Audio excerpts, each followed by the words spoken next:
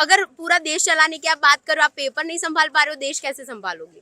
Right. Students का जो mindset होता है वो बहुत ही मतलब ऐसे डिप्रेस भी हो जाते हैं बहुत स्टूडेंट्स, कि वो लोग इतना मेहनत करते हैं और लास्ट टाइम पे जब पता चलता है कि किसी और की गलती की वजह से जब आपको लेट गो करना पड़ता है अपनी चीज़ों को लेके, तो बहुत ही वो है, दुखद बात है ये।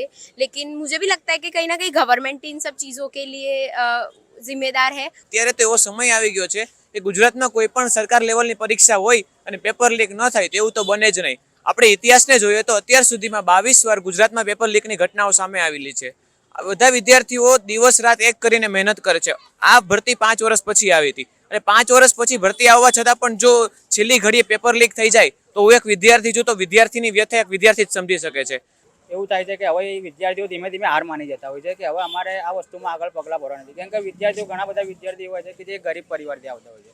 એ લોકો એમના પરિવારનું બધું મૂકીને ભણવા વાંચવામાં ધ્યાન દેતા હોય છે, અને છતાં પણ સરકાર આવી રીતે પેપર લીક થતા રહેશે અને જોતા રહેશે તો કોઈ બી વિદ્યાર્થીઓને ભવિષ્યમાં આગળ सरकारी परीक्षा की तैयारी में ध्यान नहीं दिया। कई स्टूडेंट्स ऐसे भी होते हैं लाइक उनका जो सेंटर होता है वो कहीं और होता है और रहने का कहीं और होता है, तो इतना करके आ रहा है वो, और फिर आप एंड मोमेंट पर बोल रहे हो कि लीक हो गया है, पेपर कैंसिल हो रहा है। अगर आपको पहले से ही पता था कि लीक हो रहा है तो आप पहले भी अनाउंसमेंट कर सकते थे, शायद वो जितना हुआ उतना भी ना होता। मैं लॉ की स्टडी कर रहा हूँ, तो मुझे मतलब क्लेट की एग्ज़ाम देनी हो, क्लेट पीजी, तो मैं उसके लिए अभी से तैयारी करता हूँ, ठीक है।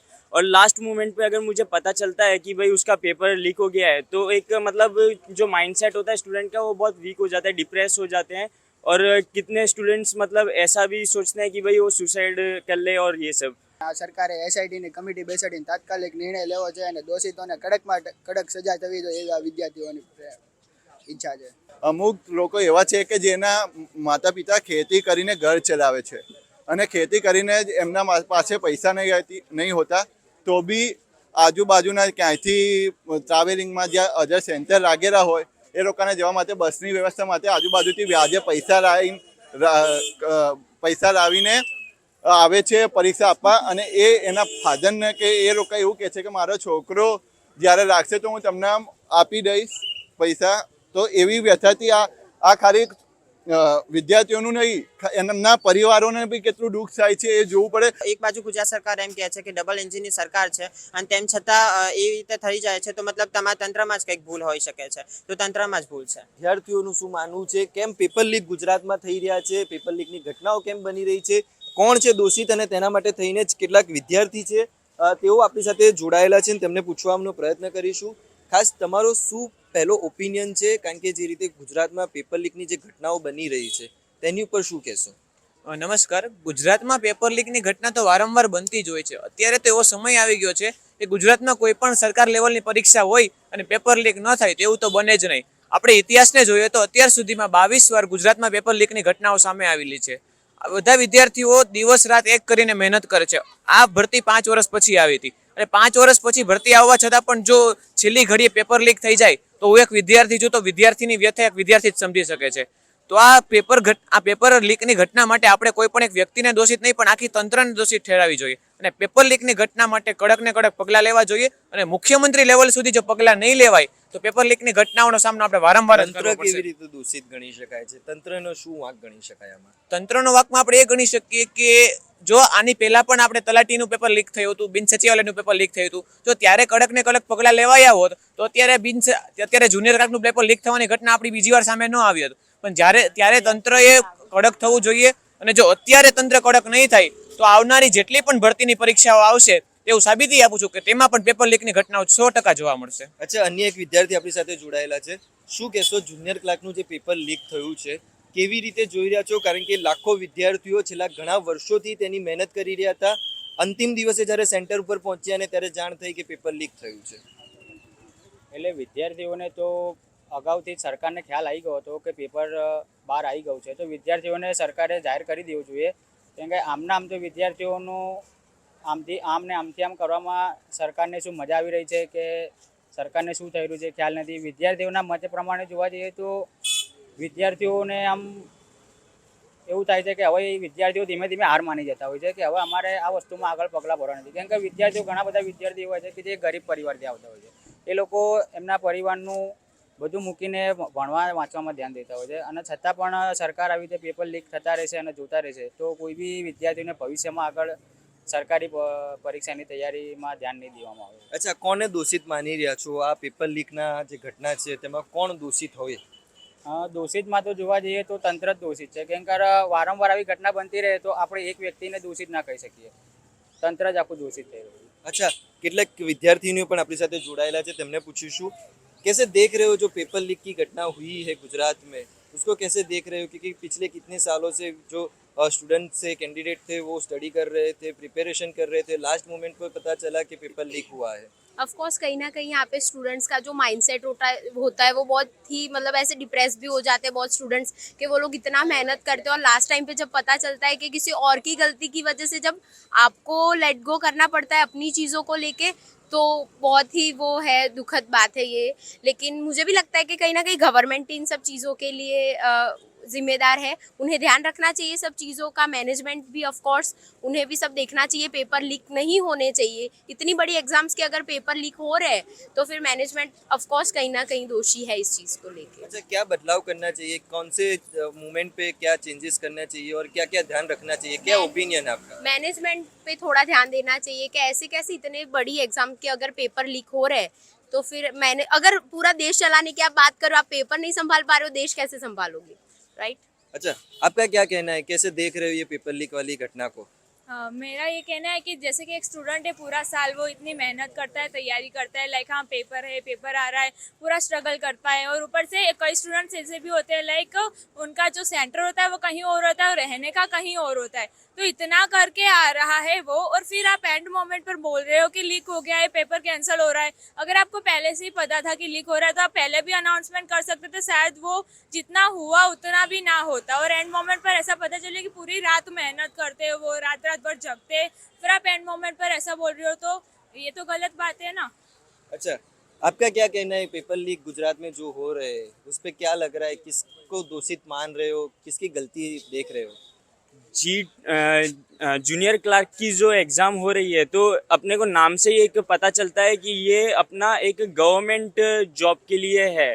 तो गवर्नमेंट एम्प्लॉयमेंट लेने के लिए लाखों लोग ट्राई करते हैं और जब ऐसे जूनियर क्लार्क के पेपर लीक हो जाते हैं तो मतलब इसका दोषी सिर्फ गवर्नमेंट को ही माना जा सकता है कि भाई क्योंकि पेपर्स भी वही लोग बनाते हैं, तो एक गवर्नमेंट ही दोषी है इस चीज़ के लिए. क्या होना चाहिए? गवर्नमेंट के सामने क्या कार्यवाही होनी चाहिए? एज ए स्टूडेंट क्या बताना चाह रहे हो?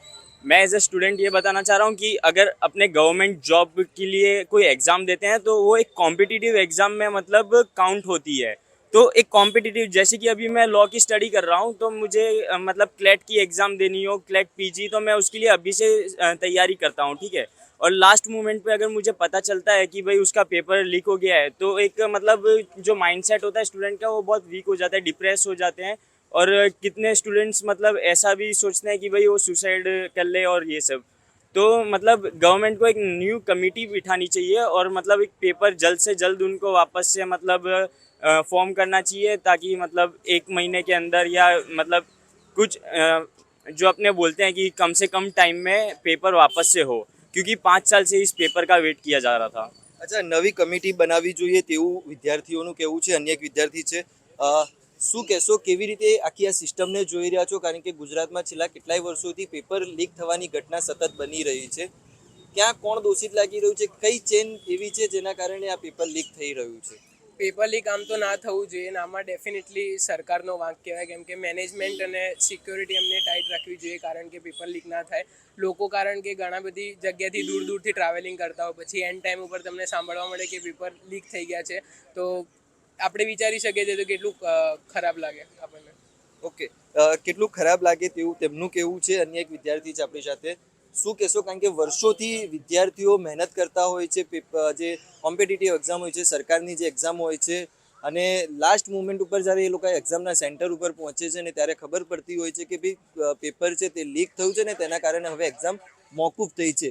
વર્ષોની જે મહેનત હોય છે તેની ઉપર ક્યાંક ને ક્યાંક પાણી રેડાઈ ગયું હોય તેવી સ્થિતિ સર્જાતી હોય છે. ઓબ્વિયસલી સરકારને આ પેપર ફૂટવાની જે ઘટના બની છે એને નિર્દોષ અને દુઃખદ ઘટના ગણવી જોઈએ, કારણ કે આ વારંવાર આવી ઘટના બની રહ્યા છે. તેનાથી વિદ્યાર્થીઓને જે જુનિયર કલાકનું પેપર ફૂટ્યું તેનાથી વિદ્યાર્થીઓ આમ અંદરથી ગ્રેજ્યુએશન ઉપર આમ ભારે અને દુઃખદ અનુભવ થાય છે. અને આ સરકારે એસઆઈટીની કમિટી બેસાડીને તાત્કાલિક નિર્ણય લેવો જોઈએ અને દોષિતોને કડકમાં કડક સજા થવી જોઈએ એવા વિદ્યાર્થીઓની ઈચ્છા છે. અચ્છા, એસઆઈટીની કમિટીની માંગ કરી આપે, લાગી રહ્યું છે કે કમિટી જ્યારે બેસતી હોય છે, કમિટી જે તપાસ કરી રહી છે તે યોગ્ય થઈ રહી હોય?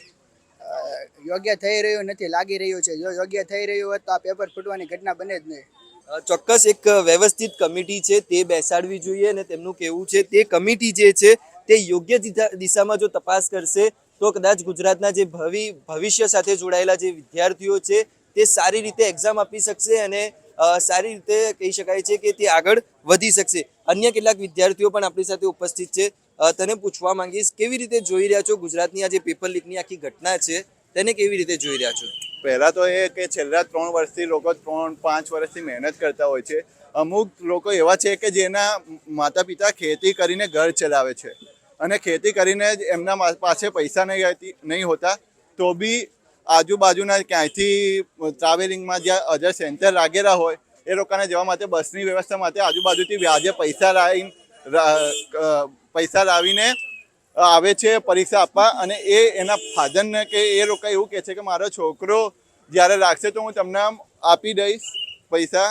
તો એવી વ્યથાથી આ ખાલી વિદ્યાર્થીઓનું નહીં, એમના પરિવારોને બી કેટલું દુઃખ થાય છે એ જોવું પડે. અને આ સરકાર છે જે છેલ્લા 10 વર્ષથી ખાલી મોટી મોટી વાતો કરે છે કે આ પરીક્ષાઓ રહેતો 2 લાખ રોજગારી આપશું ને વાતો કરશે, પણ જ્યારે રોજગારી આપવાની વાતો હોય ત્યારે ખાલી પેપર ફૂટવામાં આવે છે.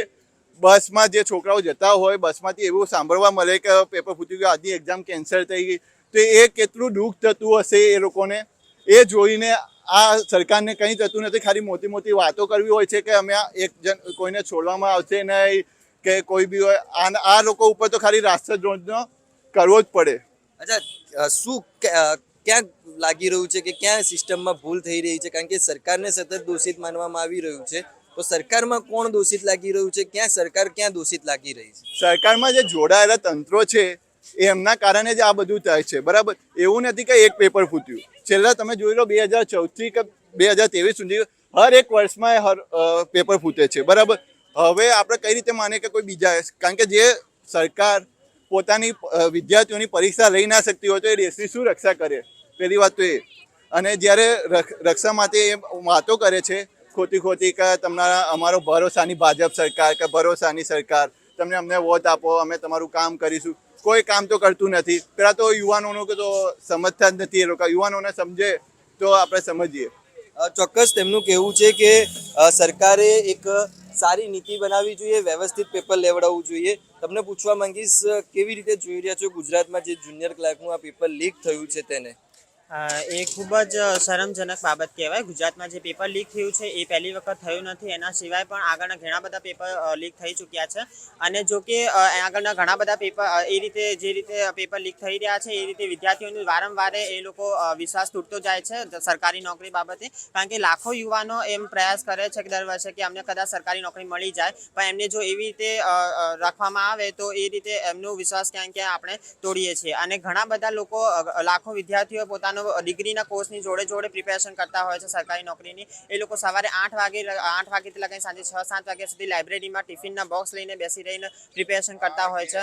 અને એટલી બધી પ્રિપેરેશન તેમ છતાં છેલ્લી એન્ડ મોમેન્ટે તમે એમ કહો કે ના અમારે તો પેપર ફૂટી ગયું છે, તો પછી એ થોડુંક એમને મન દુઃખ જેવી વાત થઈ જાય છે. અને ગુજરાતમાં કેટલાય એવા વિદ્યાર્થીઓ આ એક્ઝામમાં જોડાયેલા હતા જે મધ્યમ વર્ગથી બિલોંગ કરતા હતા, જેને પોતાના પરિવારનું ગુજરાન તેમની ઉપર નિર્ભર હતું.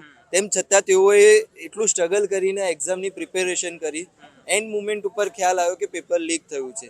આ વસ્તુને કેવી રીતે જોઈ રહ્યા છો? કારણ કે એક તરફ પરિવાર છે તેની સાથે સ્ટ્રગલ કરી રહ્યા છે, જોબ કરી રહ્યા છે, રાત્રિ દરમિયાન તેઓ વાંચી રહ્યા છે અને અભ્યાસ કરી રહ્યા છે, અને અંતે પેપર લીકની ઘટના બનતી હોય છે. હા, ચોક્કસ એ બાબતે હું જણાવવા માંગીશ કે મતલબ જે મધ્યમ વર્ગની વાત કરવા જઈએ તો મધ્યમ વર્ગમાં બહુ બધી રિસ્પોન્સિબિલિટીઝ ને બધા છોકરા ઉપર હોય છે. અને એમાં એકાએક છોકરો હોય તો બધી જવાબદારીઓની એક્સપેક્ટેશન એના પ્રત્યેથી જ હોય છે. અને સમયગાળો ઓછો હોવા છતાં એને જો સરકાર સરકારી નોકરીની અપેક્ષા રાખે અને એવામાં આવું કોઈ કેસ થઈ જાય તો પછી એના માટે બહુ આમ ભારે સંકટ આવી પડ્યું હોય એવી રીતે એની સ્થિતિ થઈ જાય છે અને એનું આગળ વધવું, આગળ શું કરવું ભવિષ્યમાં એ એક પ્રશ્ન બની જાય છે. અચ્છા, કોણ દોષિત? આ છેલ્લો અંતિમ સવાલ તમને, કોણ દોષિત લાગી રહ્યું છે? સિસ્ટમમાં કોઈ દોષિત લાગી રહ્યું છે? સિસ્ટમની બહાર જે દોષિત લાગી રહ્યું છે અને તેની સામે શું કાર્યવાહી થવી જોઈએ? મને સિસ્ટમમાં જ દોષી લાગી રહ્યું છે, કારણ કે સરકારના જે તંત્ર છે આખું તંત્રને એક વખત એનાલાઇઝ કરવાની જરૂર છે કે મતલબ ક્યાં કોઈ દોષિત સરકારના તંત્રની અંદર જ છે. કારણ કે જે રીતે એ લોકો એક બાજુ ગુજરાત સરકાર એમ કહે છે કે ડબલ એન્જિનની સરકાર છે અને તેમ છતાં એ રીતે થઈ જાય છે, તો મતલબ તમારા તંત્રમાં જ કંઈક ભૂલ હોઈ શકે છે. તો તંત્રમાં જ ભૂલ છે. ચોક્કસ આ કેટલાક વિદ્યાર્થીઓ હતા અને તેમનું કહેવું છે કે તંત્રમાં જ કોઈક દોષિત છે અને તંત્રની સામે જ જે કાર્યવાહી છે તે થવી જોઈએ, કારણ કે ગુજરાતના લાખો વિદ્યાર્થીઓના ભવિષ્ય સામે ચેડા થઈ રહ્યા છે. અનેક વખત પેપરો લીક થઈ રહ્યા છે અને હવે આવા પેપરો લીક ન થાય તેના માટે એક વ્યવસ્થિત કમિટી બેસાડવી જોઈએ. તે કમિટીની અધ્યક્ષસ્થાને આખી પેપરની રચના થવી જોઈએ. પેપરની પ્રિન્ટિંગ પ્રેસથી લઈને પેપર જ્યારે સેન્ટર ઉપર પહોંચે ત્યાં સુધીની એક આખી ચેનલ છે તે ગોઠવવામાં આવવી જોઈએ અને ગુજરાતમાં હવે આગામી દિવસોમાં પેપર લીક ન થાય તેનું પણ સરકારે ધ્યાન રાખવું જોઈએ. કેમેરા પર્સન વિજય વાઘેલા સાથે પાર્થ શાહ, આઈ એમ ગુજરાત, અમદાવાદ.